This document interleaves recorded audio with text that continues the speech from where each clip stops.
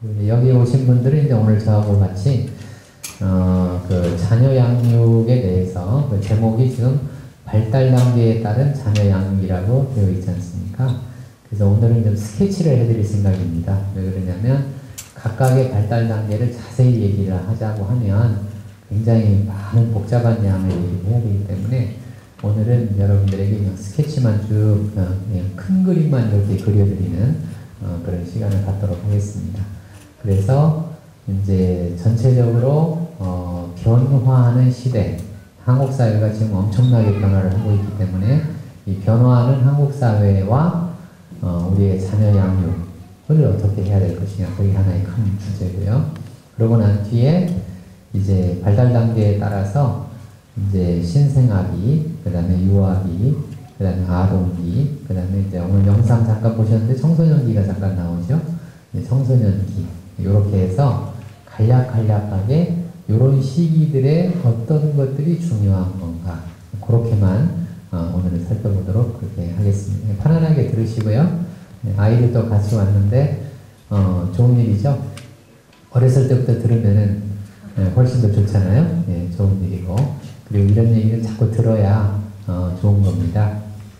아주 어린 아이들은 어떻게 키우시는 게 좋냐면요, 많이 말해 주셔야 돼요. 그 텔링 스테이지라고 영어로 부르는데, 텔링 스테이지란 말은 어렸을 때일수록 부모의 철학, 부모가 바람직하다고 생각하는 것, 이런 것들을 아이들한테 많이 말을 해줘야 됩니다. 이걸 나중에 어른이 돼가지고 말을 해주려고 하거나 청소년이 돼가지고 말을 해주려고 하면 너무 늦습니다. 너무 늦기 때문에 아이들은 아직 말귀를 못 알아듣는다고 해도 상관없이 계속 말을 해주는 게 굉장히 중요해요. 이게 텔링 스테이지라고 하는 건데, 그래서 아주 어린 아이들일수록 많이 얘기해주고 정보도 많이 얘기해주고 그런 것들이 상당히 중요하고, 가능하면 동화책 가운데 너무 이상적인 동화책은 안 읽어주시는 게 좋습니다. 이상적인 동화책들이 상당히 많은데 그런 것들은 안 읽어주는 게 좋고, 아이들이 꼭 알아야 될 것들, 반드시 해야 될 것들, 그런 것들은 반드시 얘기를 해주시는 게 중요한데, 제가 우리나라 부모들을 보니까 어렸을 때는 뭐 안 가르치더라고요. 자꾸 애들 내버려 두고, 그래서 애들이 뛰어놀기만 하면 너무 즐거워하고, 그러다가 애들이 조금 크면 막 얘기를 하고 막 야단치면서 얘기하고 이렇게 하니까 자녀 양육이 좀 어려워지는데, 그렇게 하지 말고 어렸을 때부터 많이 가르쳐주고 오히려 나이가 들면 더 자율성을 주셔야 됩니다. 거꾸로 그렇게 가야 됩니다. 그렇게 있는 큰 그림으로 하나 얘기를 하고, 일단 시대적인 변화를 잠깐 얘기를 하겠습니다. 지금 우리나라 사회가 보면 한국 사회가 집단주의 문화에서 개인주의 문화로 급격하게 넘어가고 있는 그런 시점이 있습니다. 집단주의 문화라고 하는 것은 우리가 잘 아는 것처럼 집단을 하나의 단위로 해서 사는 삶을 집단주의라고 부릅니다. 개인주의라고 하면 뭘 개인주의라고 하냐면 한 개인을 단위로 해서 살아가는 삶을 개인주의라고 부릅니다. 이 집단주의냐 개인주의냐 하는 것은 시대에 따라서 달라집니다. 시대에 따라서 달라지는 거고, 집단주의가 옳으냐 개인주의가 옳으냐 어느 쪽이 옳다고 말 못합니다. 그 시대에서 요구하는 것이 집단주의냐 또 개인주의냐, 이게 삶의 양식이기 때문에 이런 삶의 양식은 시대에 따라서 달라지게 됩니다. 그 점을 하나 분명하게 생각을 하시고요. 우리나라 사람들이 집단주의라고 하는 건 어떻게 알 수 있느냐? 여러 가지 사인들이 있는데, 그 중에 하나, 우리가 주로 쓰는 말 가운데 우리란 말을 자주 씁니다. 자기 생각을 얘기하면서도, 내 생각을 얘기하면서도 뭐라고 얘기를 한다고요? 우리가 그렇게 생각해요, 이렇게 얘기를 합니다. 그래서 제가 그렇게 얘기하는 사람들한테는, 특히 학교에 학생들이 그렇게 이야기를 하면 제가 많은 경우에 자꾸 물어봅니다. 당신 생각이요? 전체 생각이요? 그렇게 제가 물어봐요. 그럼 전체 생각으로 내가 우리라고 얘기를 하려면 물어봐야 될 거 아니겠어요? 여러 사람들에게 물어봐서 이 사람들이 맞다. 그래 나도 동의한다. 그러면 이제 우리 생각이라고 얘기를 해야 되는데, 그렇게 얘기 안 하고 어떻게 얘기한다고요? 혼자 얘기하면서 누구 생각이라고 해요? 우리 생각이라고 그렇게 얘기를 하잖아요. 이런 것들이 집단주의 문화가 가지고 있는 우리들의 습관 중에 하나입니다. 그래서 이런 집단주의 문화에서는 개인의 생각을 말하는 게 아니라 어떤 단체나 어떤 공동체나 또는 여러 사람들이 공동으로 느끼는 것, 이런 것들을 주로 이야기를 하는 그런 문화가 집단주의 문화입니다. 이 집단주의 문화에 굉장히 좋은 장점이 있는데, 그 좋은 장점이 뭐냐면 공동체 의식이라고 하는 좋은 장점이 있습니다. 이건 굉장히 좋은 장점이고, 이 공동체 의식이 없으면 우리가 특히 생존하기가 어렵잖아요. 그래서 한국 사회에서는 이 공동체 의식으로 인해서 우리가 5,000년을 아주 중국 땅에 붙어가지고, 큰 중국 땅 옆에 조그맣게 붙어가지고 5,000년을 살아남은 민족. 동북아 지역 중에서는 우리가 거의 유일하지 않습니까? 일본은 섬나라니까 빼고 유일하게 한국이 살아남았습니다. 아마 여러분들이 역사 시간에 옛날에 배웠을 겁니다. 우리 역사 시간에 보면은 왜 우리나라가 영토 확장을 할 때 늘 부딪혔던 민족들이 있죠. 거기에 흉노족 같은 것도 있고, 또 흉노족도 있고, 또 뭐가 있어요? 여러 가지 말갈족도 있고, 여러 가지 족들이 있잖아요, 이렇게. 그런 여러 가지 족속들이 있었는데 다 없어졌잖아요. 뭐 흉노족도 없어졌고, 말갈족도 없어졌고, 만주족도 없어졌고, 뭐 여진족도 없어졌고, 거란족도 없어졌고, 이런 족들이 참 많이 있었는데 지금 하나도 없지 않습니까? 없이 동북아 지역에서는 이제 나라는 딱 두 개만 남았죠. 작은 나라. 몽골하고 한국하고 두 나라만 남았잖아요. 몽골하고 한국하고 여기 두 나라밖에 안 남았는데, 그래서 다 없어졌는데 우리는 살아남았죠. 이유 중에 하나가 뭐냐면 우리가 늘 익숙하게 잘 아는 얘기죠. 뭉치면 살고 흩어지면 죽는다. 이게 굉장히 공동체 의식입니다. 그래서 이 공동체 의식이 좋은 측면을 가지고 있어요. 그래서 생존하고 살아남고 뭔가 역사를 지속시키기 위해서 한 공동체가 반드시 공동체 의식이 필요합니다. 그래서 이런 면에서는 상당히 좋은 점이죠. 근데 이제 단점이 있죠. 이 공동체, 집단주의 문화가 가지고 있는 또 단점이 있습니다. 어떤 단점들이 있냐면, 이게 공동체 우선 중심으로 살다 보니까, 집단 우선 중심으로 살다 보니까 생기는 게 뭐냐면 개인의 확신, 각 개개인들이 가지고 있는 확신들, 이런 것들이 상당히 약합니다. 이게 이제 집단주의 문화에서 살면 이런 약점을 갖게 되어지게 되는데, 우리가 이제 집단주의 문화에서 늘 살던 사람들은 공동체 의식을 많이 가지고 있으니까 누구의 눈치를 많이 봐요? 다른 사람들의 눈치를 많이 보게 되죠. 그래서 다른 사람이 어떻게 생각하나에 예민합니다. 이것이 이제 좋은 점도 있고 안 좋은 점도 있고 그래요.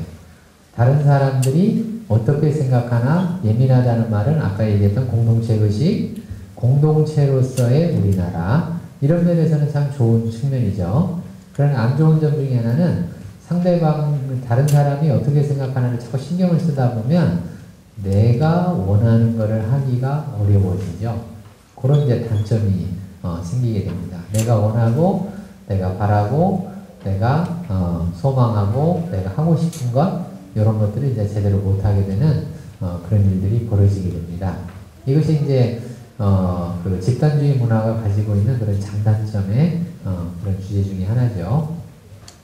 그렇기 때문에 이제 집단주의 문화를 살다가 보니까 또 하나의 용어 중에 우리가 또 주의 깊게 생각해야 되는 용어 중에 하나가, 부인들 같은 경우는 남편을 부를 때 뭐라고 불러요?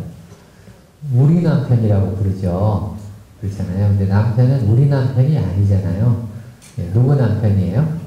내 남편이잖아요. 근데 우리 남편이라고 부릅니다. 우리 남편이라고 부르면 부인이 여럿이 있다는 뜻이잖아요. 네, 그런데도 우리 남편이라고 부르고, 또 남편들도 그렇게 얘기하죠. 우리 와이프 이러잖아요. 우리 부인. 이런 식으로 얘기를 하잖아요. 그러면 이제 한 부인의 남편이 여러 명 있다는 뜻인데, 우리들의 부인이니까 우리들의 남편이고, 그거는 이제 용어가 안 맞잖아요. 안 맞는데도 그런 식으로 우리가 쓰고 있습니다. 그래서 누구 남편이냐면 내 남편이고, 누구 부인이에요? 내 부인이고 내 아내죠. 이런 것도 이제 하나의 그 부작용 중에 하나고요. 또 하나의 부작용은 뭐냐면 우리가 우리를 자꾸 신경 쓰고 공동체를 신경 쓰다 보니까 뭐가 많아지냐면 흔히 말하는 뒷얘기가 많습니다. 예, 뒷얘기. 이 뒷얘기는 특히 청소년, 그러니까 중고등학교 시절에는 어떤 문제로 이게 많이 나타나냐면 이게 그 왕따 문제로 많이 나타납니다. 특히나 여자아이들이 왕따를 당할 때는 항상 이 뒷얘기하고 관계가 있어요. 늘 뒷얘기들을 우리가 하니까. 그래서 이 여자아이들이 왕따 당하는 게 이 뒷얘기하고 밀접한 그런 관련이 있고요. 또 하나 우리 연예인들에 대해서 엄청 뒷얘기가 많지 않습니까? 그게 요즘에 인터넷이라고 하는 것이 발달해가지고 이제 댓글로 그게 많이 나타나죠. 그 댓글로 나타나니까 그것의 폐해가 보통 폐해가 아닙니다. 그래서 심한 어떤 연예인 같은 경우는 이런 것 때문에 자살을 하는 일도 벌어지게 되고, 이런 것들이 이제 이런 그 집단주의 문화가 가지고 있는 그 폐해 중에 하나입니다. 워낙 뒷얘기를 많이 하니까. 그럼 왜 뒷얘기를 많이 하냐? 그 뒷얘기를 많이 하는 이유 중에 하나가 내가 무엇을 가지고 관심이 있는지, 내가 뭘 좋아하는지 이런 얘기를 잘 안 하지 않습니까? 안 하고 어떤 얘기를 하냐면 저 사람이 이렇대, 저 사람이 이래, 저 사람 내가 보니까 이래, 이런 식으로 자기의 짐작, 자기의 생각 이런 거를 가지고 다른 사람들에 대해서 자꾸 얘기를 하지 않습니까?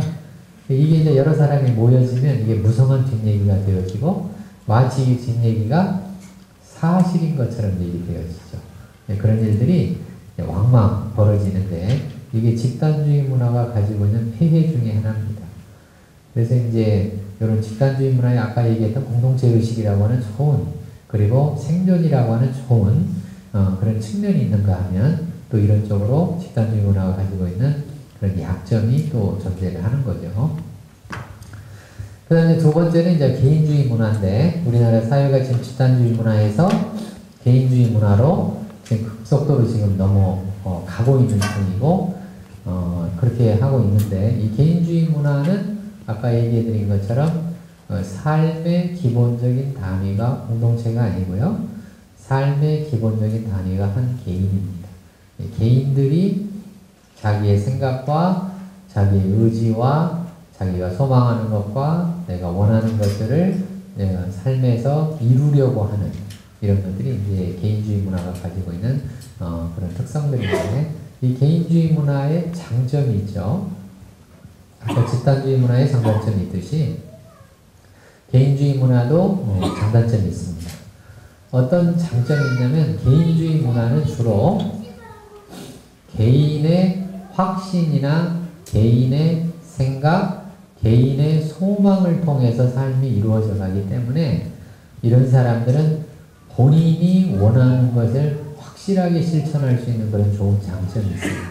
개인이 원하는 거, 내가 원하는 내 삶, 내가 바라고 내가 이루고 싶은 것들, 이런 것들을 자기 확신을 가지고 살아가는 그런 좋은 장점들이 있어요. 그러다 보니까 개인주의 문화의 특성 중에 하나가 자기 책임을 잘 하게 되죠. 왜? 내가 원하고 내가 바라고 내가 내 꿈을 이루고 싶은 거니까 결국 그런 것들은 다 누구 책임으로 넘어오냐면 자기 책임으로 넘어온단 말이죠. 그래서 개인주의 문화는 개인이 스스로 책임지는 문화입니다. 근데 공동체 문화는 그렇지 않아요. 공동체 문화는 개인이 책임을 지는 게 아니라 공동체 수장이 책임을 집니다. 대체로. 그렇기 때문에 이 개인주의 문화하고 책임지는 방식도 상당히 다르죠. 그래서 개인주의 문화에서는 이 개인들이 그렇게 책임을 가지고 살기 때문에, 그래서 확실한 개인주의적인 사람들은 믿을만 합니다. 그럴 거 아니겠어요?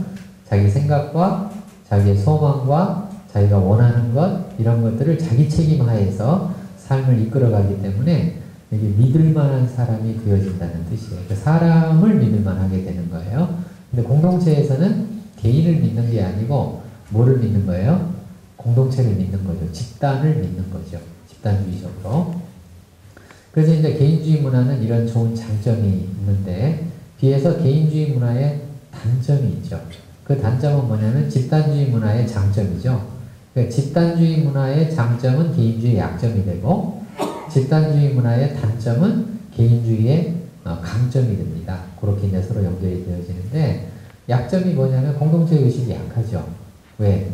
자기의 생각과 자기의 믿음과 자기의 소망과 자기가 원하는 것, 자기의 꿈 이런 게 먼저이기 때문에 개인주의 문화에서는 이렇게 이제 사람들이 자꾸 살다가 보니까 이 개인주의가 자칫 잘못하면 어디로 흐를 수 있어요? 이기주의로 흐를 수가 있죠. 개인주의 자체는 잘못된 게 아닙니다. 그건 나쁜 게 아닙니다. 그런데 뭐는 잘못된 거냐면 이기주의는 잘못된 거죠. 왜? 이거는 나만 생각하는 거거든요. 개인주의는 어떤 문화냐면 나도 잘 되고 너도 잘 되는 게 개인주의 문화예요. 집단주의 문화는 뭐냐면 우리가 잘 되는 게 집단주의 문화입니다. 여기는 우리가 잘 되는 거고 개인주의 문화는 나도 잘 되고 너도 잘 되는 이것이 이제 개인주의 문화거든요. 그래서 이제 개인주의와 집단주의에는 이렇게 서로 장단점이 서로 엇갈리게 되고 서로 바뀌게 되는 그런 일들이 벌어지게 되죠. 근데 우리나라 사회는 지금 집단주의에서 개인주의를 이렇게 급속히 넘어가는 그런 과정이 있기 때문에 한국 사회가 가지고 있는 문제점 중에 하나가 어떤 게 있냐면 세대별로 사고 구조가 너무나 다릅니다. 세대별로. 세대별로 사고 구조가 다르다는 게 뭔 뜻이냐면 아주 좀 극단적인 예로 얘기를 하면 우리나라 사회는 아주 시골 같은 데 가면 지금도 여전히 갓쓴 할아버지가 존재할 정도로 아직 뭐 그런 갓쓴 할아버지는 뭐 아직 계시지는 않지만 정신세계 쪽으로 얘기를 하는 거예요. 갓쓴 할아버지가 존재할 정도의 그런 정신세계를 가진 사람들이 많습니다. 그게 이제 아주 옛날 그야말로 이조시대 같은 그런 생각. 그래서 우리가 지금도 시골 같은 데 가면 제사 지낼 때는 실제로 갓을 쓰고 제사를 지내지 않습니까? 제주 같은 경우에 옛날 전통적인 복장을 입고 제사를 지내게 되는데 정신세계가 이제 그렇게. 그런데 할아버지, 할머니들, 그 밑에 자녀들이면은 보통 이제 5, 60대 이런 자녀들 같은 경우는 이제 상당히 좀 근대화된 사람들이죠. 근대화된 사람들, 아주 전통적인 할아버지, 할머니였다가 근대화된 사람들이 있고 그 근대화된 사람들이 있고 지금 요즘 젊은 사람들은 어때요? 요즘 젊은 사람들은 굉장히 현대화됐죠. 그래서 이렇게 세대 간에 보면은 격차가 굉장히 큽니다. 한국 사회가. 그래서 세대 간의 격차가 크다는 것은 뭘 의미하는 거냐면 관점이 너무나 다르기 때문에 서로 뭐 하기가 어려워요? 대화하기가 어렵다. 그래서 한국 사회가 의사소통의 문제가 심각합니다. 한국 사회가. 이 의사소통의 문제는 어디 한 군데만의 얘기가 아니고요. 우리나라 사회 전체가 의사소통이 정말 어려운 사회 중에 하나입니다. 정치권에서도 마찬가지고요. 학교에서도 마찬가지고 가정에서도 마찬가지고 기업에서도 마찬가지고 이 의사소통의 문제가 한국 사람들에게 굉장히 큰 주제로 등장하는데 그게 왜 그러냐면 이게 시대가 집단주의 문화에서 개인주의 문화로 급격히 지금 변화하고 있기 때문에 이 세대 간의 그 의사소통 또 세대 간의 갈등 이게 한국 사회가 굉장히 심한 것 중에 하나입니다. 예를 들어서 말씀드리면 이런 거죠. 애들이 공부를 안 하면 부모는 뭐라고 얘기하냐면 너 나중에 커서 뭐 되려고 그러냐 이렇게 얘기합니다. 이게 부모의 시각이에요. 부모의 어떤 시각이냐면 집단주의 문화를 산 그런 부모들은 생존 문제에 부딪혀 있거든요. 그러니까 이 아이가 미래에도 뭐 될 수 있게 살아남을 수 있는 생존에 관심이 있어요. 그래서 너 커서 뭐 되려고 그러냐? 너 그렇게 해가지고 뭔벌이라도 할 수 있을 줄 아냐? 이렇게 얘기하죠. 밥벌이라도 할 수 있을 것 같으냐? 이런 식으로 이제 부모들의 생각이 자꾸 그렇게 간단 말이죠. 근데 애들은 밥벌이 걱정 안 합니다. 애들은 안 해요. 왜요? 요즘에는 굶어 죽을 일은 없어요. 한국 사회가 1인당 GDP가 2만 불이 넘었잖아요. 넘었고, 이제 이명박 정부 들어서서 얼마 전에 그런 얘기도 나왔죠. 인구가 5천만 명의 인구를 가진 나라 중에 2만 불이 넘은 나라는 우리나라가 7번째입니다. 전 세계에서.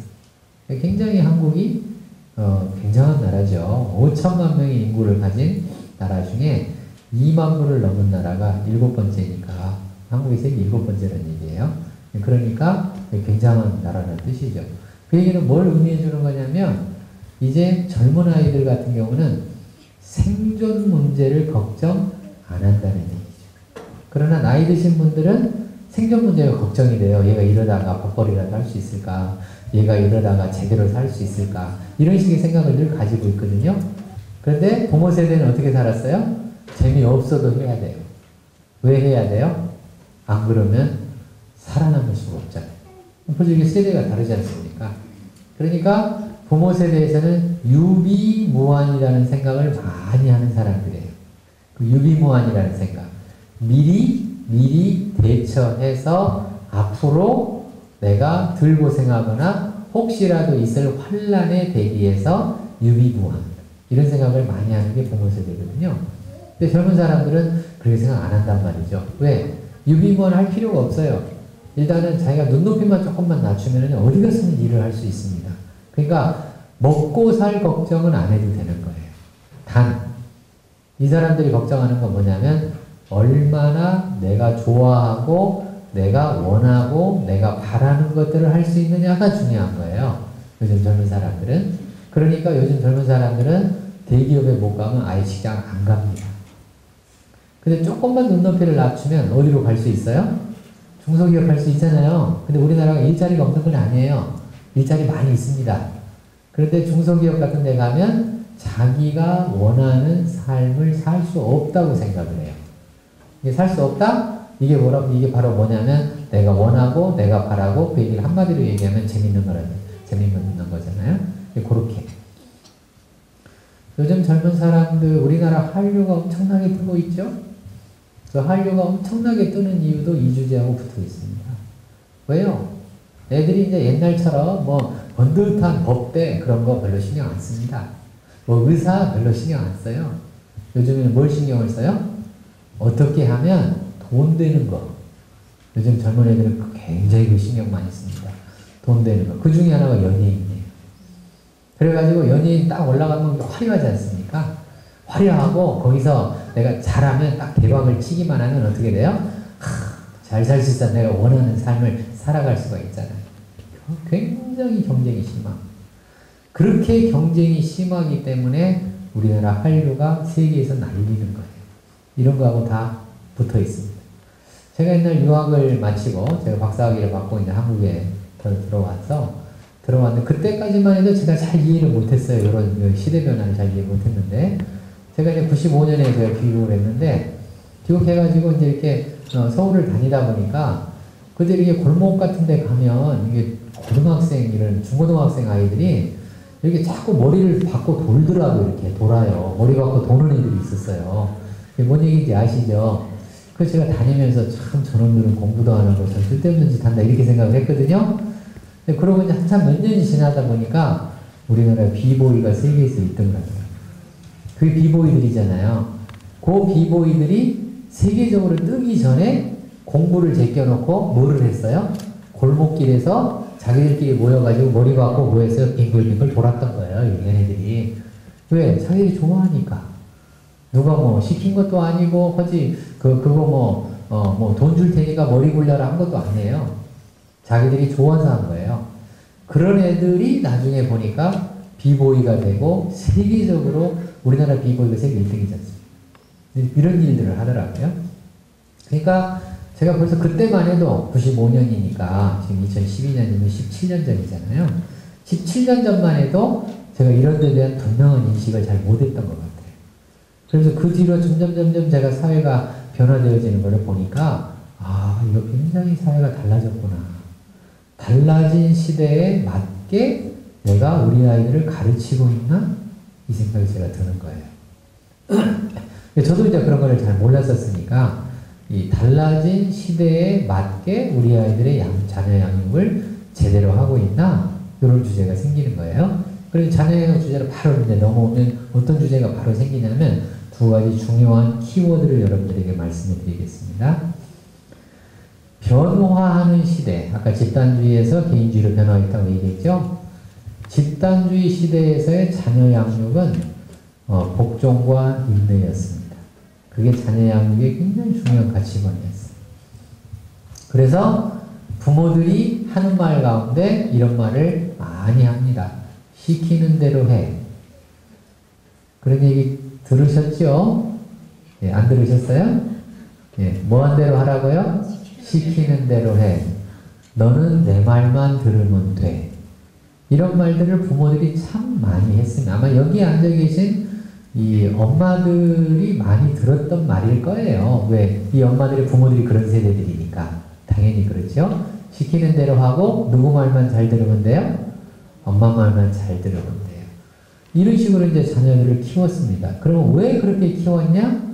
집단주의 시대, 집단주의 문화에서는 중요한 가치관과 덕목이 뭐였냐면 기다리고 참고 어른들의 말에 뭐예요? 복종하는 게 중요한 가치관이었습니다. 그러니까 시키는 대로 안 하면 어떤 사람이에요? 나쁜 애예요. 시키는 대로 안 하면 이게 잘못된 애입니다. 시키는 대로 안 하면 옛날식으로 얘기하면 날라리입니다. 그렇잖아요? 시키는 대로 안 하면 날라리. 부모 말 안 듣고 선생님 말 안 듣고 어른들의 말 안 듣고 지 마음대로 하면 얘가 뭐가 되려고 그러나 부터 시작을 해가지고 얘가 지금 잘못됐다. 이렇게 지금 부모들 세대에서는 얘기를 했습니다. 이게 기본적인 가치관이 뭐였냐면 복종과 인내라고 하는 가치관이었어요. 그래서 누구 말을 잘 듣는 아이들은 좋은 아이들이었어요? 부모 말 잘 듣는 아이들, 선생님 말 잘 듣는 아이들, 어른들 말 잘 듣는 아이들, 이런 애들은 좋은 아이고 이런 애들은 착한 아이고 이런 애들을 다 묶어서 뭐라고 불렀어요? 모범생이라고 불렀죠. 그래서 범생이들입니다. 이게 다 범생이들이에요. 사회가 단순했을 때는 이게 맞습니다. 사회가 단순할 때는 이게 맞아요. 왜? 사회가 다양하지 않고 사회가 복잡하지 않고 단순할 때는 어른들이 뻔히 보이거든요. 아, 이렇게 가면 아이들이 잘 살겠구나. 이럴 때는 그 부모들의 말, 어른들의 말, 선생님들의 말이 맞습니다. 그게 사회가 단순할 때는 그렇게 돼요. 그래서 아이들 같은 경우는 뭐만 제대로 익히면 되냐면 잘 견디고 잘 참고 그래서 공부 열심히 해서 나중에 자기가 원하는 거 하고 이게 맞습니다. 이게 이제 그 집단주의 문화에서 가지고 있는 자녀 양육의 방식이에요. 그래서 애들을 뭐 듣게 만들려고 뭐 없이 애를 썼어요? 말 듣게 만들려고. 그래서 말 듣게 만들려고 애를 쓰다 보니까 소리 지르고 화내고 때리고 윽박 지르고 눈 부라리고 누가? 부모가. 이런 거를 전부 다 제가 뭐라고 부르냐면 야단 전문가들이다 그렇게 불러요. 그래서 한국 사람들이 이런 문화를 가지고 있었기 때문에 웬만하면 소리 지르고 웬만하면 야단치고 눈 부라리는 게 일상적이 됐습니다. 이게 집단주의 문화에서 가지고 있는 교육 방식 중에 하나거든요. 그런데 이제 개인주의 문화로 넘어오면은 이 복종과 인내가 더 이상 작동을 안 해요. 그거를 아셔야 됩니다. 더 이상 그게 작동하는 게 아니고요. 그래서 부모 말 잘 듣는 애들, 어른들 말 잘 듣는 애들은 애들 사회에 가면 뭐 돼요? 왕따 당합니다. 왜? 놀림감이 되어져요. 쟤는 엄마 치마폭에서 못 헤어나오는 아이다. 이렇게 애들 사이에서 왕따 현상이 벌어지게 돼요. 부모 말만 잘 들으면 그런 일이 이제 벌어지게 됩니다. 왜 그러냐면 개인주의 문화에서는 아까도 얘기한 것처럼 개인이 사회를 살아가는 기본 단위라고 얘기해 드렸습니다. 그렇기 때문에 개인주의 문화에서는 복종과 인내가 중요한 게 아니고요. 뭐가 중요하겠어요? 중요한 키워드입니다. 잊어버리시면 안 돼요. 자율성과 창의성이 중요한 거예요. 자율성과 창의성. 그러니까 지금 요즘 시대에 이게 필요하다는 얘기죠. 그러니까 여러분들이 자녀들을 키우려면 이 아이를 인내와 복종, 엄마 말 듣고 잘 참고 잘 견디는 아이가 아니고요. 선생님 말 잘 듣고 잘 참고 잘 견디는 아이가 아니고요. 어른들 말 듣고 잘 참고 잘 견디는 아이, 이런 아이가 아니고요. 어떤 아이로 키워야 된다고요? 자율적이고 뭐예요? 창의적인 아이로 키워야 돼요. 이게 개인주의 사회에서 꼭 필요한 덕목입니다.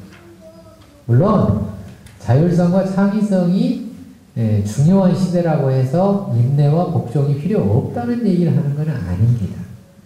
또 인내와 복종식으로 키워야 한다고 해서 개인의 자율성이나 개인의 창의성이 없어지는 것은 아닙니다. 그러나 초점이 다르다는 얘기를 하는 거예요. 초점이 다르다. 우리가 1차적인 초점을 어디에 두고 우리 자녀들을 양육해야 되느냐라고 물었을 때 집단주의 문화에서는 가치관이 뭐라고요? 집단의 전통을 유지하는 게 중요한 가치관이에요. 당연히 그럴 거 아니겠습니까? 그러니까 그 집단의 전통에 우리 아이들을 집단의 전통을 지켜가는 사람으로 키워내야 되잖아요.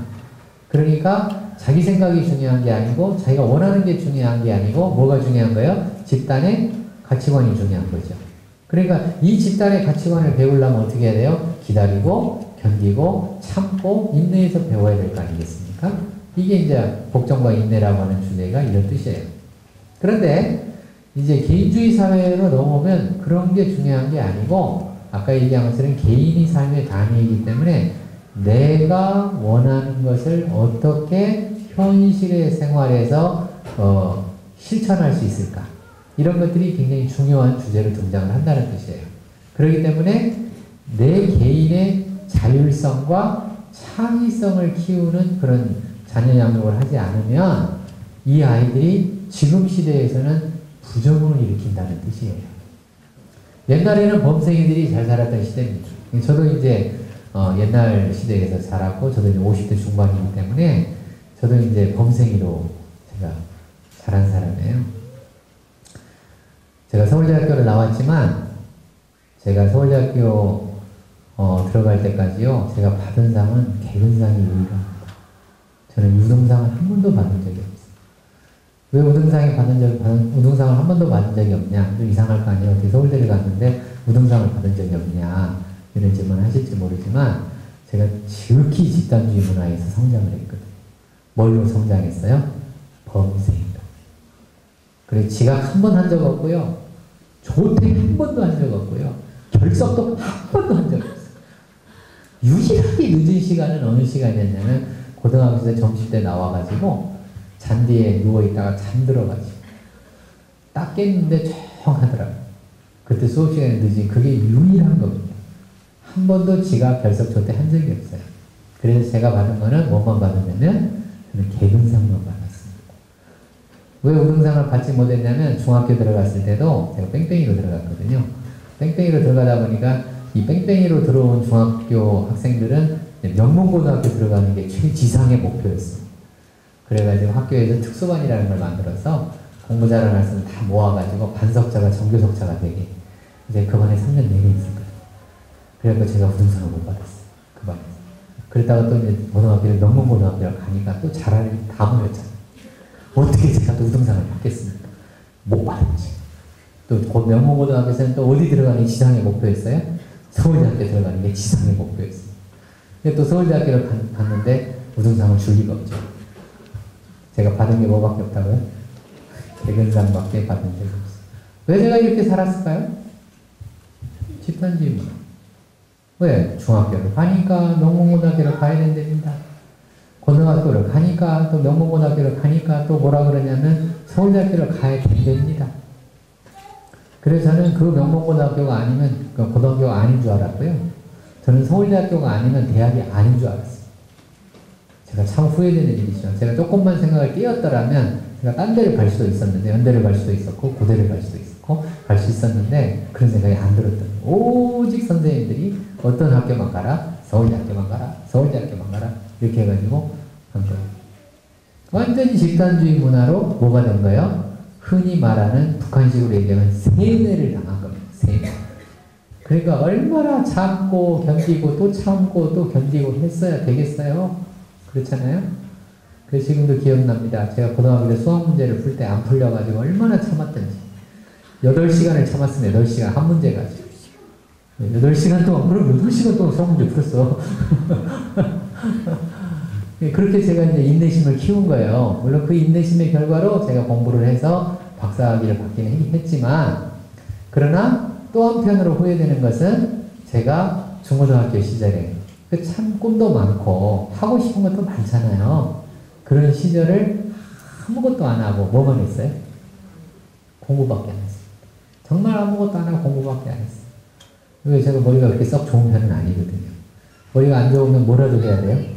노력이라도 해야 되잖아요. 그러니까 이제 그렇게 된 거예요. 왜? 인내와 복종이니까. 그러니까 저도 자연스럽게 생각이 어떻게 가 있어요? 그렇게 가 있죠. 그러니까 우리 애들한테 뭔 얘기를 하게 돼요? 참아라. 견뎌라. 그 다음에 기다려라. 이런 얘기가 자연스럽게 하게 되잖아요. 우리 애들이 반발을 하더라. 아빠 안 그렇대.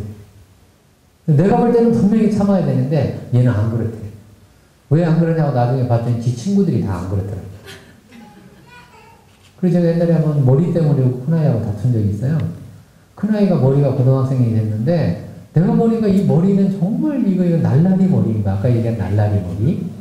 그래서 야, 너 머리를 그렇게 하고 다니면 되냐? 그렇게 하고 다니면 그 날라리 같지 않냐? 내 머리를 봐라. 이 머리가 날라리 같냐? 제 머리 보세요. 어디 날라리 같습니까? 우리 애가 막 웃는 거예요. 피식피식 웃는 거예요. 웃으면서 아빠는 뭐 말을 안 해, 이제. 뭐 대화가 안 되니까 말을 안 할 거 아니겠어요? 나중에 제가 우리 큰아이를요, 학교 앞에까지 태워다 줬거든요. 태워다 주면서 제가 학생들을 쭉 봤어요. 봤더니 우리 애가 나한테 뭐, 아빠, 그래도 나는 우리 학교에서 제일 얌전한 편이야. 이렇게 얘기를 했어요. 제가 날라리 머리라고 했는데 그 머리가 제일 얌전하대요.